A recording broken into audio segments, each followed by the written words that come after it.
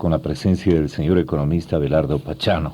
En primer lugar, decíamos que por una lógica de reconocimiento elemental a sus méritos, economista, usted alcance la designación que estamos anhelando muchos ciudadanos de buena voluntad para que represente al conglomerado comercial del Distrito Metropolitano de Quito y de la provincia de Pichincha en la Cámara de Comercio de esta ciudad. Y bueno, no resulta temerario para nadie en el mundo pensar y atinar que el objetivo de esta guerra, la guerra que nos mantiene en suspenso, en franca tensión, tiene raíces y motivaciones eminentemente económicas. El presidente Bush y su inconfesable estrategia de exprimir el petróleo iraquí para recomponer la economía norteamericana parece ser la esencia de esta especie de cruzada, que lleva el nombre de cruzada antiterrorista, pero que por todos los testimonios y valoraciones que han hecho los líderes mundiales inclusive, lo que se manifiesta es que el objetivo estratégico fundamental de los Estados Unidos es el petróleo iraquí. Y la pregunta que se impone es, ¿vamos todos a pagar esta especie de curetaje de la economía norteamericana? ¿Qué nos puede ocurrir más temprano que tarde tras el desenlace del conflicto con un barril de petróleo, por ejemplo, de $10? Y también, ¿dónde puede fallar esta estratagema norteamericana y qué fenómenos económicos adicionales podrían surgir? Esta es la base de nuestro diálogo que vamos a inaugurar contigo, Iván, saludando la presencia del señor economista Abelardo Pachano y profundizando, si cabe el término, en un día tan importante como el de hoy para la Cámara de Comercio de Quito, que su militancia, que votará a partir de las 8 de la mañana, focalice en cuadros ciertamente significativos que la coyuntura ha presentado, porque pensamos que la Cámara de Comercio siempre ha tenido virtualidades de adhesión a las causas de nuestra queridísima ciudad, de la capital de los ecuatorianos. Pero bien, el tema para el que nos habíamos puesto de acuerdo esta víspera de dialogar es este. ¿Qué le parece a usted la premisa que hemos elaborado aquí? Abelardo, muy buenos días y muchísimas gracias. Gracias, Gonzalo, y buenos días Iván. Primero quiero agradecerle por sus palabras iniciales sobre mi participación en esta contienda en la Cámara de Comercio de Quito. Sobre el tema de fondo, las secuelas de toda esta situación de preguerra que estamos viviendo alrededor de la solución del problema iraquí. Yo creo que podemos desbrozar algunas líneas de reflexión en distintos campos.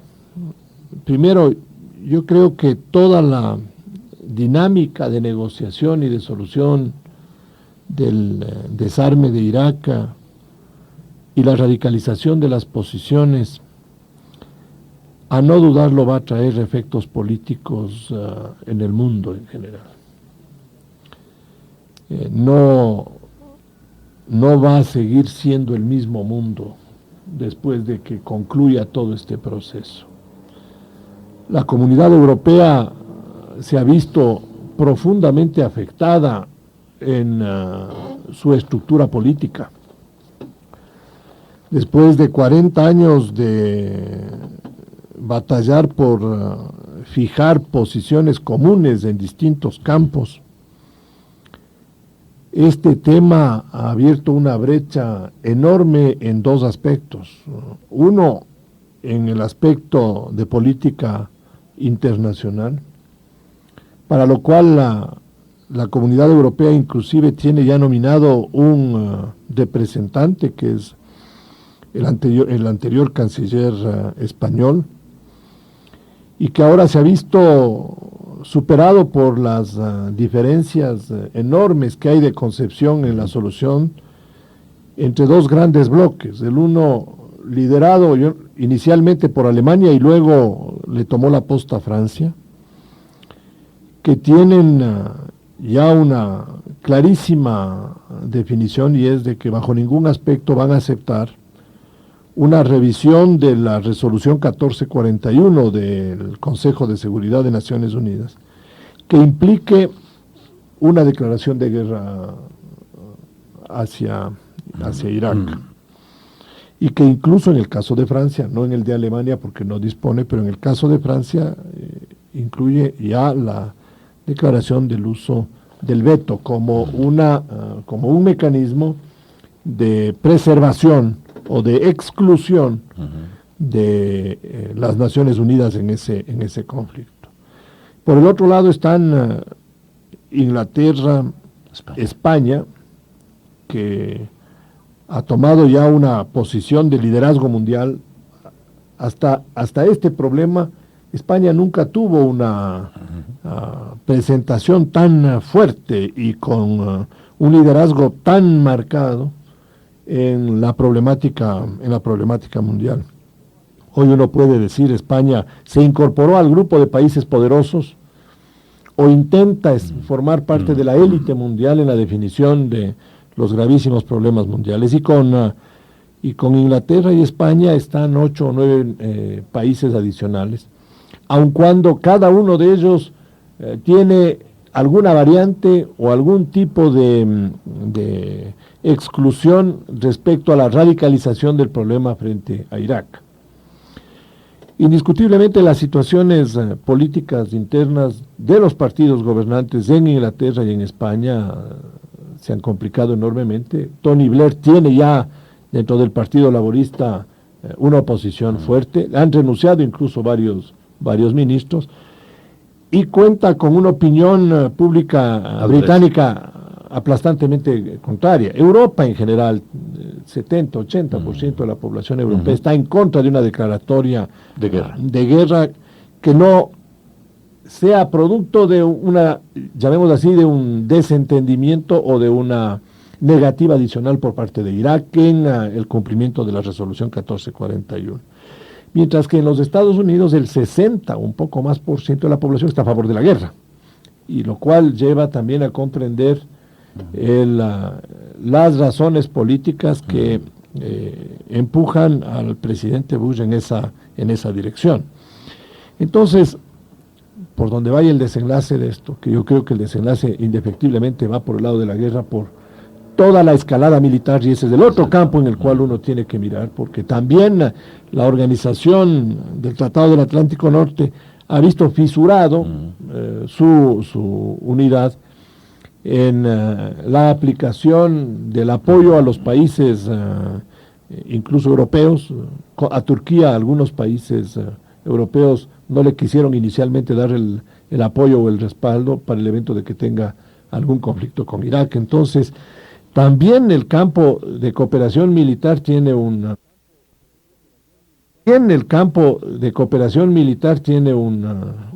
secuela que va a dejar problemas posteriores. Entonces, esta crisis y la solución de Irak va a dar resultados políticos.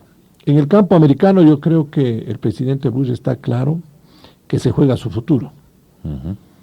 Una no solución adecuada del tema iraquí pondrá en primer plano el otro problema que tiene la sociedad americana, que es la situación económica, que hoy está siendo rebasada por todos estos acontecimientos políticos.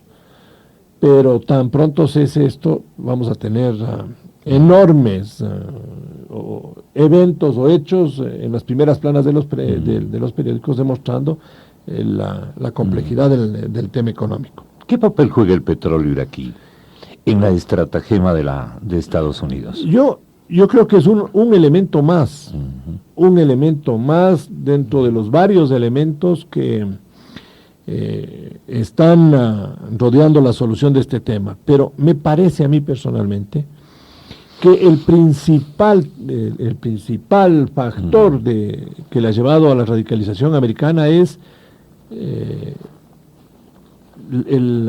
honor nacional. El nacionalismo. El honor nacional, el restituir su honor. Después del alevoso ataque del 11 de septiembre, esos monstruosos hechos que nos impactaron a todos, los americanos se han sentido heridos profundamente en su dignidad, en su amor propio. Y el mundo ya no es el mismo después del 11 de septiembre. Y la política exterior americana ya no es la misma después de eso. La política americana hoy día condiciona muchísimo más sus relaciones en función del grado de adhesión de los demás países a todo lo que es la lucha contra el terrorismo. Y esta es una cruzada moderna. Cruzada, pelea, dije yo, sí. La pelea contra Irak es parte de esta cruzada de reivindicación, de limpieza de la frente y de la cara de los países occidentales. Y esa es la bandera de lucha de los Estados Unidos. El emblema justificativo que exhibe la administración Bush y consiguientemente la sociedad norteamericana es que se trata de una cruzada, como usted bien lo dice, economista, contra el terrorismo, pero sin perder de vista naturalmente también la recompensa de una gesta de esta naturaleza que vendría por el lado económico. Por supuesto. Cuéntenos y detállenos en qué situación se encuentra la economía norteamericana. Le veamos, solo déjeme concluir esta parte política, porque yo creo que el problema no termina con la guerra de Irak. La guerra de Irak me parece que es un episodio más de algunas etapas posteriores de dificultades políticas internacionales. Recordemos, Afganistán fue la primera etapa. Todavía el problema de Afganistán no está definitivamente resuelto. El movimiento talibán está debilitado, pero no está totalmente aniquilado. Exterminado. El nacionalismo religioso musulmán está exacerbado y yo creo que ahí hay que mirar con muchísimo detenimiento los acontecimientos futuros. Irak tiene una riqueza petrolera, es el segundo reservorio más grande del mundo después del de Arabia Saudita y está ubicado en un sitio estratégico.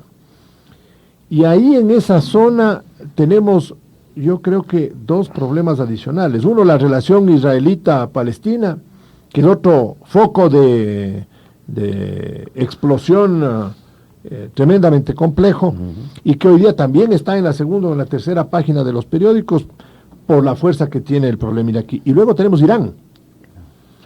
Cuidado, la frontera entre Irak e Irán es muy grande. Y es caliente. Irán es otro país que tiene muchos recursos de carácter petrolero, que tiene fuertes diferencias políticas con los Estados Unidos y con Occidente, y que cuenta con programas de carácter nuclear. Ya empezamos a ver en la prensa internacional algunas manifestaciones de descontento respecto a la forma como se conduce Irán. Y no me llamaría la atención que empiece a escalar el problema iraní. Irán está entre Afganistán e Irak. Si estamos en toda esta zona que es muy rica en recursos y que geopolíticamente estaba controlada por la ex Unión Soviética y que hoy día con su derrumbamiento los Estados Unidos están teniendo una presencia mucho más fuerte. Y por el otro lado en Asia tenemos Corea del Norte. Otro loco. Que también tiene armas nucleares, ha restablecido todas sus plantas de generación nuclear y que amenaza fuertemente a esa zona en donde los australianos, los neozelandeses, los japoneses se sienten con un enemigo al frente que les puede ocasionar daños muy grandes y que ahí uno puede entender por qué los australianos tienen una posición muy cercana a los Estados Unidos, porque saben que después de lo de Irak hay que resolver el problema coreano y si no intervienen los Estados Unidos, ¿qué va a pasar en esa zona? Entonces, el mundo en general, desde el punto de vista político, está bastante exacerbado y eso trae secuelas económicas, Gonzalo. Eso trae secuelas económicas. El asesinato del premier de Yugoslavia es otro punto más de la, yo diría, escalada de agresividad política que hay. Entonces, ¿qué pasa en el mundo económico? El mundo económico responde a lo que pasa en el mundo político. Correcto. Cuando el mundo político rompe sus esquemas, el mundo económico simplemente empieza a retraerse. La situación americana es una situación muy delicada, el nivel de desempleo ha subido, no es tan alto como para decir es un problema serio, pero el consumo no está creciendo a la velocidad que ellos creen. El aumento del precio del petróleo les está afectando la inflación interna, los precios de los combustibles en los Estados Unidos ya es un tema que pone en serio riesgo el crecimiento de la economía americana.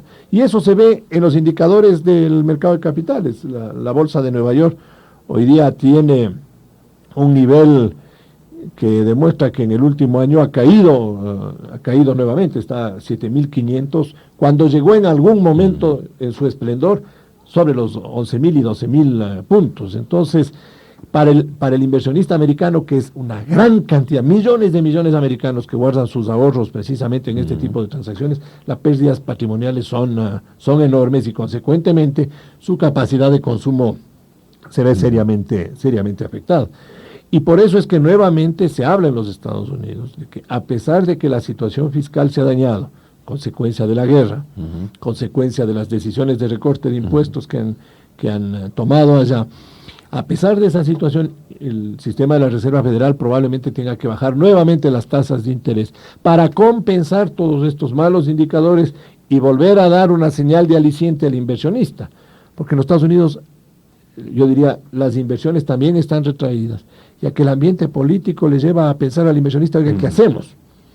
Si yo tengo frente a mí una situación de guerra potencial casi declarada con Irak, y como miembro de este país, pensando en términos norteamericanos, 300.000 hombres nuestros están alrededor de ese país, hay 300.000 militares, tenemos no sé cuántos portaaviones, equipos aéreos, equipos terrestres desplazados.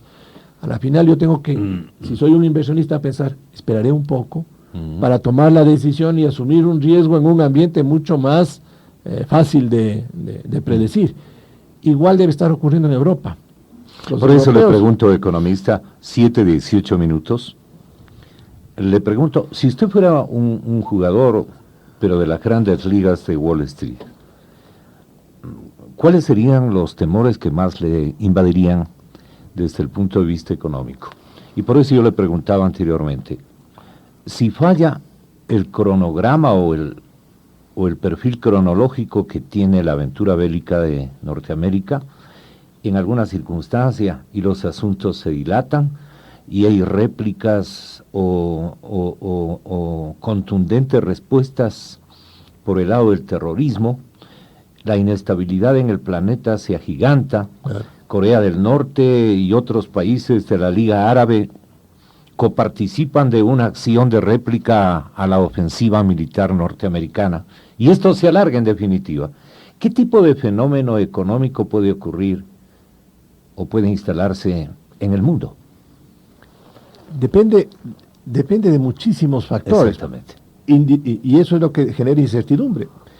Y si yo fuera un inversionista de las grandes ligas, yo me quedaría con todos mis recursos quietos. Yo no tomaría una decisión de inversión en este momento y me buscaría estar lo más líquido posible para poder moverme con la mayor flexibilidad y responder lo más rápido que sea frente a circunstancias absolutamente inadvertidas. Porque no puede pensar en Europa, ni en economías emergentes. Peor en América Latina. Claro. Entonces, el mundo este rato, por toda esta complejidad de temas, está viendo que las economías bajan de nivel. Todo el mundo está a la expectativa a ver qué es lo que sucede. El europeo, lo que dice Gonzalo, el europeo está viendo qué pasa. ¿Nos vamos a contaminar? ¿No nos vamos a contaminar? ¿Cuánto va a durar esta guerra? Yo creo que personalmente va a ser una guerra de corto plazo. No soporta ni el ambiente internacional ni la situación americana interna una guerra de largo plazo. Esto tiene que ser entra, golpea y salga. Correcto. Pero el problema no solo está en la duración, sino en los efectos adicionales. ¿Qué va a pasar con los campos petroleros iraquíes? ¿Van a haber o no actos de sabotaje?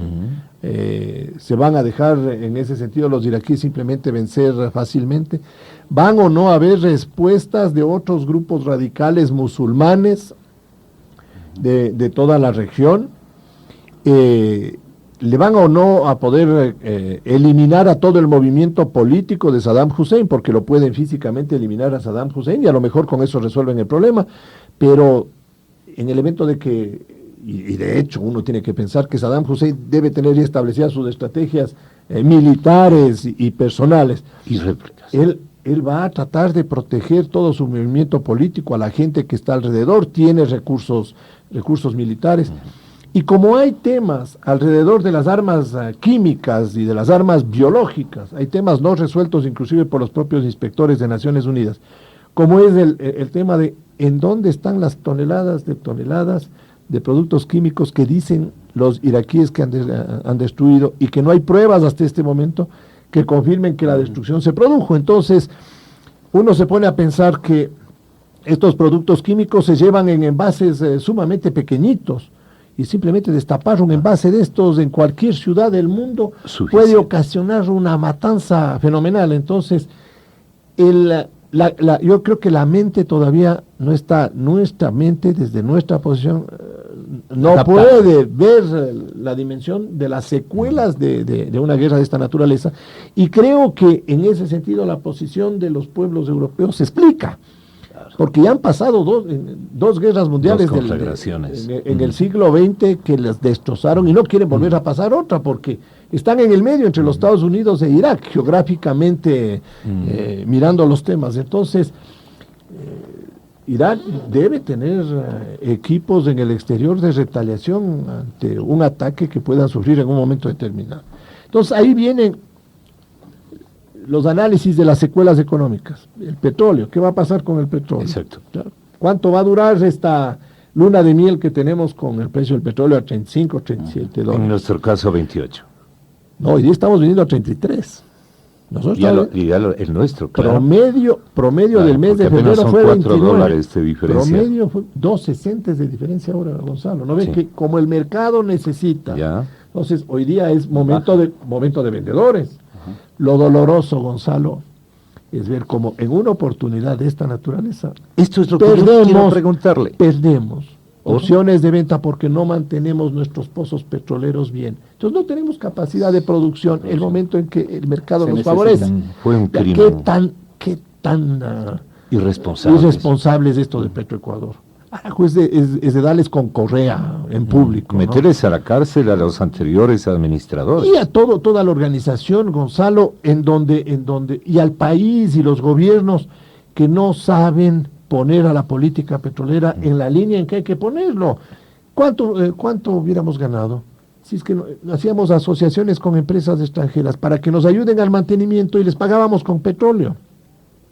Seguro. ¿Qué tan grave hubiera sido la pérdida ecuatoriana si aceptábamos el famoso anticipo petrolero de fin de año anterior y nos daban el anticipo fijando el precio del petróleo a 25 o a 27?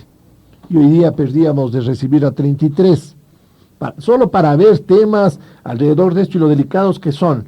Y el por qué muchas veces la opinión pública no se da cuenta de la gravedad de las secuelas. Pero bueno, aquí estamos perdiendo oportunidades de vender más y eso ya es irremediable.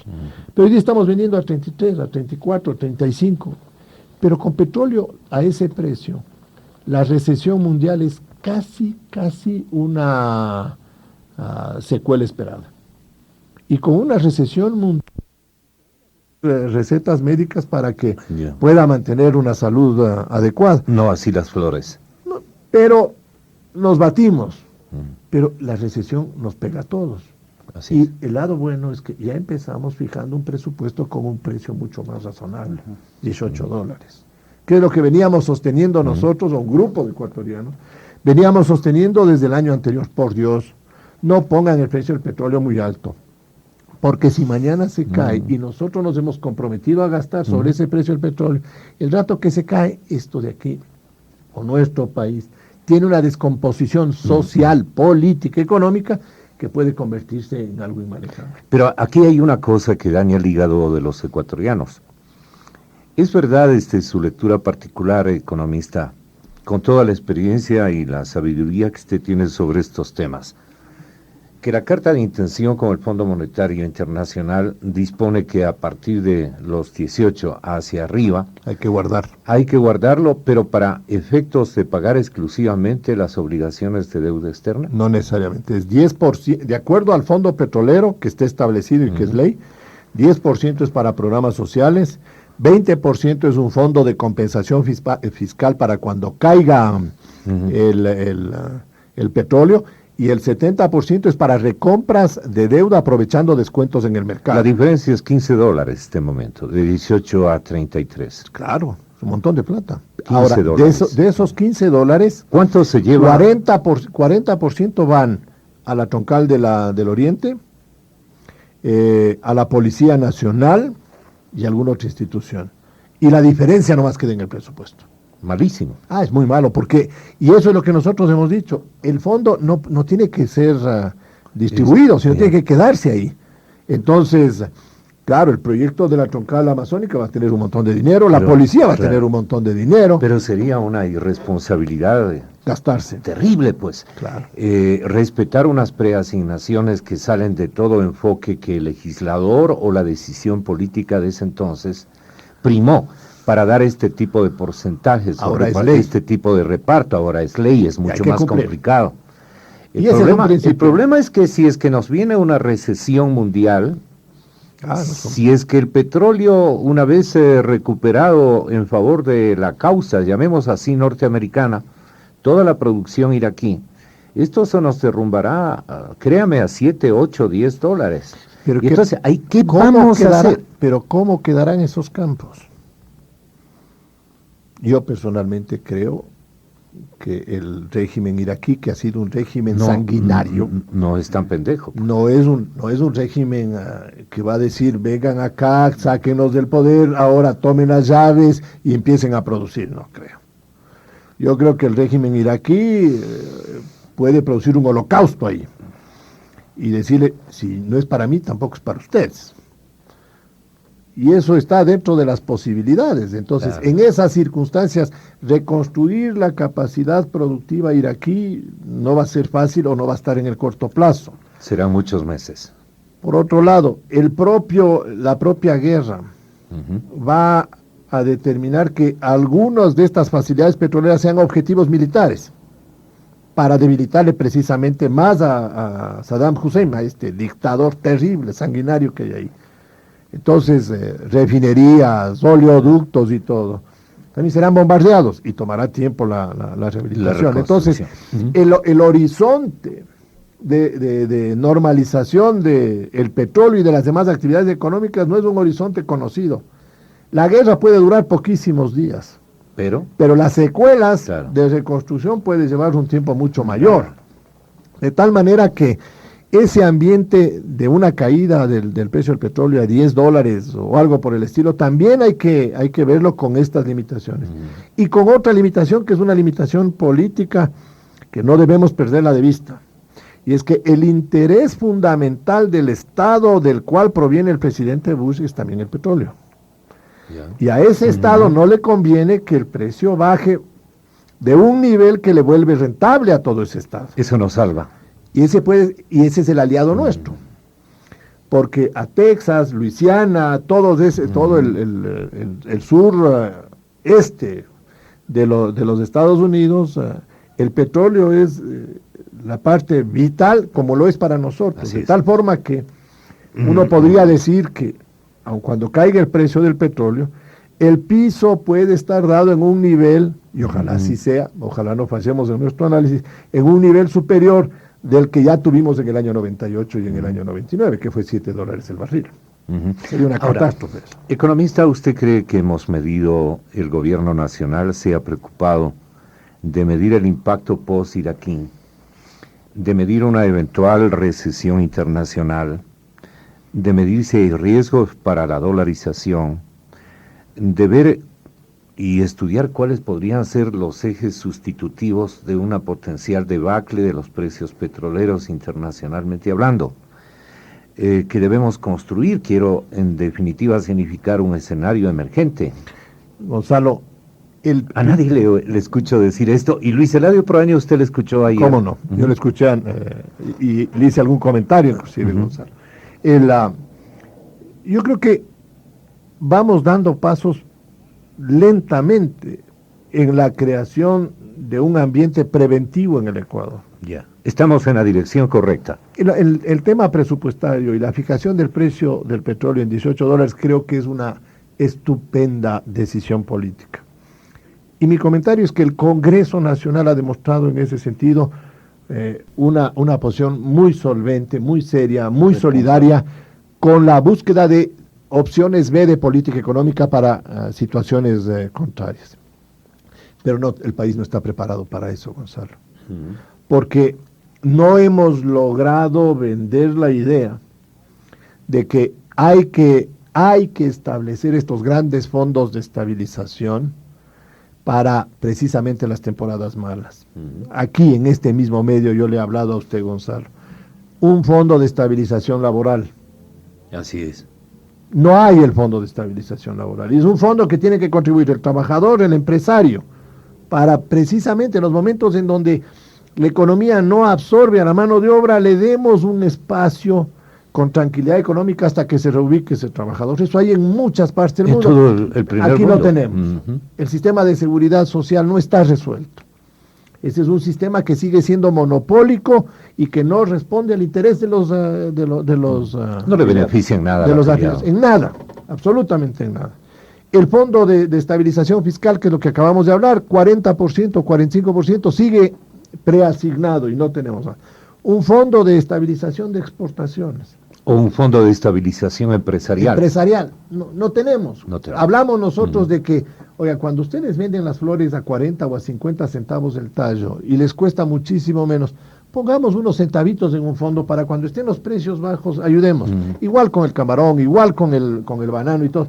Es imposible. ¿Esa ausencia, el Ecuador es un imposible. ¿Es ausencia de liderazgo o es un egoísmo que nos manejamos todos? Yo creo que es una falta de concepción nacional de cuáles son nuestros objetivos, cuáles son nuestras amenazas y de qué manera podemos minimizarlas.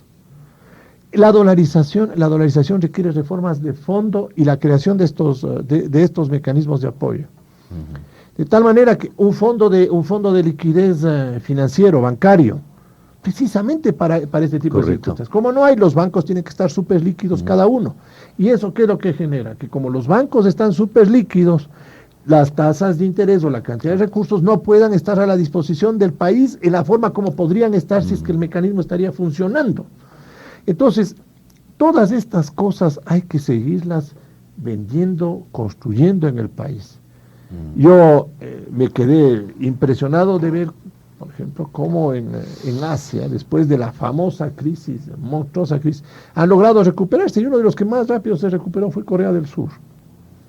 Rápidamente se recuperó. ¿Por qué? Porque tenía fondos guardados. Entonces, para las épocas malas, yo me guardo unos ahorritos, y el momento de la época mala, esos ahorritos me sacan del problema. El Ecuador no guarda ahorros.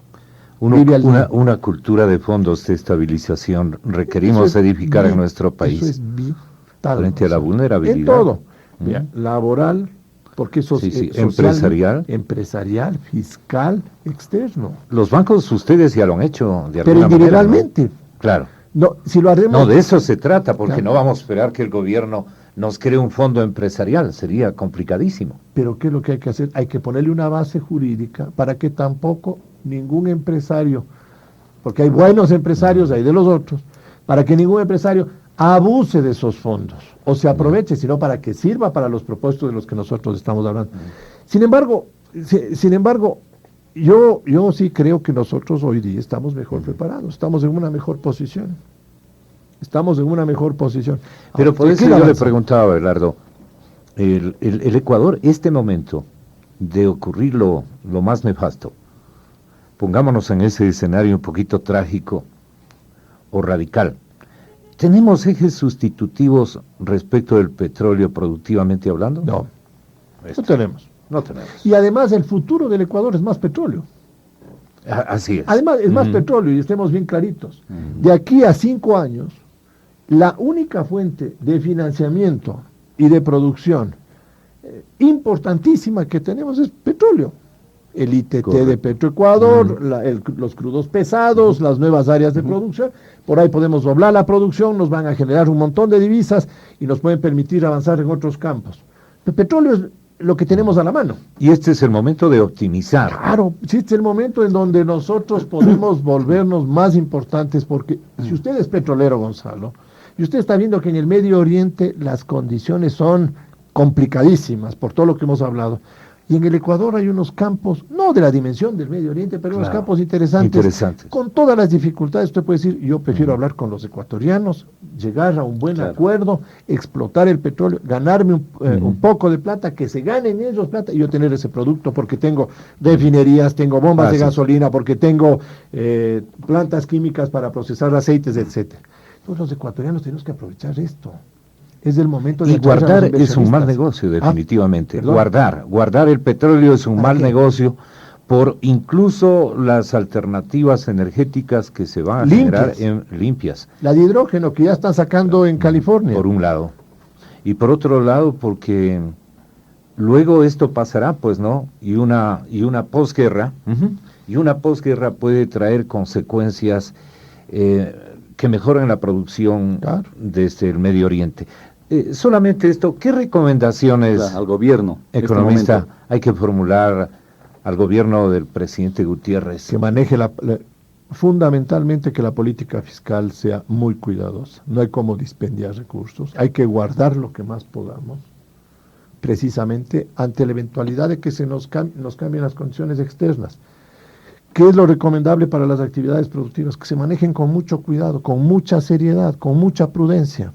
Yo creo que hay que seguir aprovechando todo lo que podamos vender al exterior, pero no compremos cosas simplemente que nos llenan la vanidad personal. Seamos un poquito más sobrios en nuestra conducta de consumo individual, guardemos un poquito porque eso pueden ser unidades o valores preciosos para el futuro. Y a las autoridades de Petroecuador y al ministro de Energía, que tienen que abrir esto a la inversión con procesos de licitación transparentes. Si nosotros no tenemos los 4.000 millones que se requieren para esa explotación, no tenemos el dinero para el mantenimiento de los pozos. Tenemos que llamar y formar sociedades en donde vamos a potencializar nuestros recursos. Yo en algún momento lo que decía, tenemos que valorar lo que tenemos ahí y aprovechar de esa valoración, que nos van a pagar por eso y nos pueden pagar bien. Y puede ser un montón de caja para proyectos sociales si sabemos adecuadamente negociar, porque lo que tenemos en el ITT vale. Hay un montón de dinero ahí, y es nuestro dinero.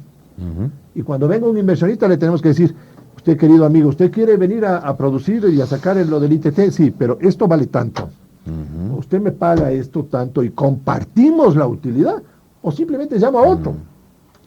Porque esta plata es de los ecuatorianos, no es plata suya. Usted no va a meter ciego y perforar un pozo. Ya metimos los ecuatorianos eso. Y eso es ese producto de esa inversión es nuestra, porque el riesgo los corrimos nosotros los ecuatorianos. Entonces, aquí hay que hacer una negociación de carácter empresarial abierta, potencializando todo en favor del Estado ecuatoriano, pero dándole un espacio para que el inversionista tenga una buena rentabilidad. Bien negociado, vamos a ganar todos. Habrán otras respetables opiniones en esta materia, desde luego que sí. No obstante, economista, muchísimas gracias por el honor de esta primera hora. Gracias, Iván. De esta primera hora. Y creo que nos va a invitar a la celebración, ¿no? Espero que sí. Economista, que le vaya muy bien, un buen día, 7:40. Concepción internacional, la concepción económica de lo que sucedería con esta conflagración que se avecina. Y lo que hay que hacer en el país, clarísimo, ¿no? Clarísimo. Gente así es la que necesita el Ecuador, pues, Gonzalo. Gente así es la que nosotros pensábamos que integraría el gobierno de Lucio Gutiérrez. Pero pues ahí estamos viendo otro tipo de situaciones. 7:41 minutos. Señoras y señores, en contados instantes nos hemos permitido, Iván, invitar al exministro de la Vivienda. Él está ya en nuestras instalaciones.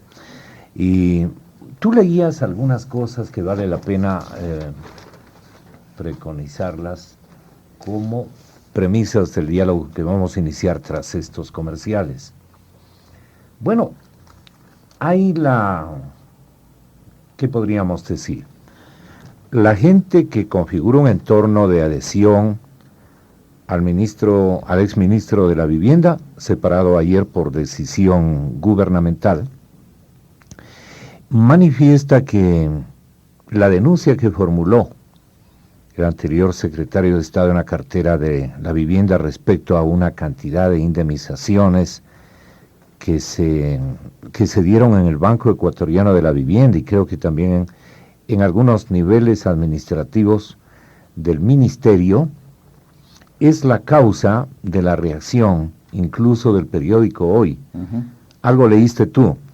Y es lo que vamos a tratar de que sea el exministro de la Vivienda claro y contundente en referir si él participa de esas menciones que se formulan en el sentido de que nuestro querido compañero Diego Cornejo Menacho, editor en jefe del diario Hoy, tiene algo que ver con el exgerente del Banco Ecuatoriano de la Vivienda, por coincidencia de apellido. Ahora, puede haber ese parentesco, no puede haberlo, yo no conozco, pero ellos sí están refiriendo concretamente en una crónica que yo leía de parte de ustedes, dicen, el Hoy se ha portado así con el exministro precisamente porque el exministro denunció los beneficios naturalmente desorbitados frente a una situación general de la economía de parte de esta gente, y que esa sería la causa de la conducta del periódico o algo por el estilo. Vale la pena que aclaremos, ¿no? Por el bien incluso del propio rotativo, al que respetamos mucho. 7:48, 7:48. Bien, exministro ingeniero Nelson Álvarez, sea usted bienvenido a la cadena Democracia como ciudadano de esta nación. Usted tiene todo el derecho de defenderse condensadamente, obviamente con el fijamiento, el miramiento a la cronología de los acontecimientos que suscitaron este destemple de su conducta frente a la percepción ciudadana y del propio gobierno. Usted, sin querer queriendo, para usar una expresión mexicana, le ha irrogado un serio problema al gobierno del presidente Lucio Gutiérrez. Había necesidad seguramente de meditar en aceptar o no una investidura de la significación que es una Secretaría de Estado, por los antecedentes que han sido ya muy comentados, dilatadamente expresados, interpretados incluso por la prensa ecuatoriana. Ahora surge otro hecho. No sé si un entorno de adhesión a su causa ha sido la que ha incursionado en revisar la conducta de un rotativo que respetamos todos, que es el Diario Hoy de Quito, y el de su editor en jefe. Pienso que se refieren a él al mencionar que un familiar al mando del periódico, en este caso el señor Diego Cornejo Menacho, quien potencialmente tendría un vínculo familiar con el exgerente del Banco Ecuatoriano de la Vivienda, inició todo esto, lo amplificó, lo difundió, y esto es lo que le causó a usted el desenlace que es de dominio público. ¿Eso es parte, digamos, de una estrategia de defensa de su parte o es algún corrillo que seleccionaron sus amigos para defenderlo? ¿Qué conoce usted, ingeniero, respecto a este parentesco que usted denunció del señor gerente que con un conjunto de funcionarios, tanto del Ministerio como del Banco Ecuatoriano de la Vivienda, se auto-otorgaron unas indemnizaciones? Ellos dicen que de conformidad con una reglamentación que fue creada seguramente por ellos mismos, importantísimas cantidades de dinero